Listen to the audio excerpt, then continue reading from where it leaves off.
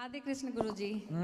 Last time मैं आपको national news पे डिबेट पे मिली थी और उस टाइम पे मैंने आपके लिए कुछ गलत बोला था। जब मैं सोचती थी कि ये बाबा सब ढोंगी होते हैं, बट जब मैं यहाँ पे आई वृंदावन और मैं आपके आश्रम में आई और यहाँ की सेवा को देखी, जिस तरीके से आप इतनी विध माताओं की सेवा करते हो, इतने सारे बच्चों का लालन पालन कर रहे हो, और तो और पूरा टाइम आपका 24 घंटे जो आपका किचन ओपन रहता है और इतने लोग प्रसाद के रूप में भोजन ग्रहण करते हैं, वो देखकर मेरी सोच बिल्कुल ही चेंज हो गई है। मैं आपका परिचय करा दूं। मैं एक बार न्यूज में गया था, जिस न्यूज में एक बहन ने बोला था कि मैं शराब पीती हूँ, वो शराब पीने वाली बहन के बगल में यही बैठी थी। तब ये गौरी गोपाल को जानती नहीं थी, तो ये बहुत क्रॉस क्वेश्चन कर रही थी उस समय कि ये गलत है वो गलत है, लेकिन जब यहाँ के देखा तो देखो इन्हें सब अच्छा लगा। जी बिल्कुल। तो मेरा आपसे एक प्रश्न है, मैं ये कहना चाहती हूँ कि भगवान का दिया सब कुछ है, अच्छा घर है, परिवार है, गाड़ी है, फेम है, नाम है, पैसा है,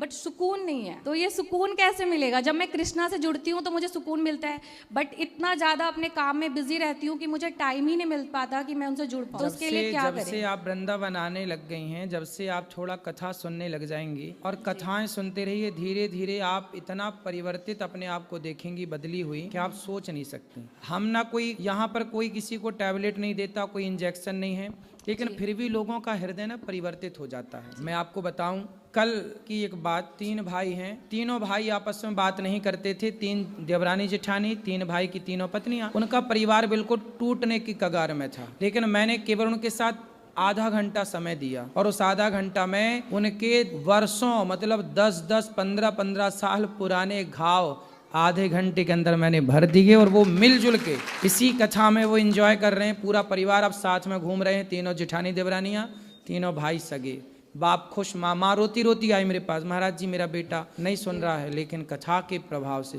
देखो ये प्रभाव है। तो आप सुनिए कथाएं, आपको पता ही नहीं लगेगा कि आप कब बदल गई। वैसे भी देखो हम न्यूज पहुंचे तो उतने से इतना परिवर्तन हुआ कि आप खिंची चली आई वृंदावन। जी बिल्कुल ऐसी परिवर्तन होगा कथाओं से। आज की युवा पीढ़ी सत्संग से हट गई, इसलिए डिप्रेशन में चली गई। काश सत्संग से जुड़ी रहती तो वो ऊंचाई तो पाती।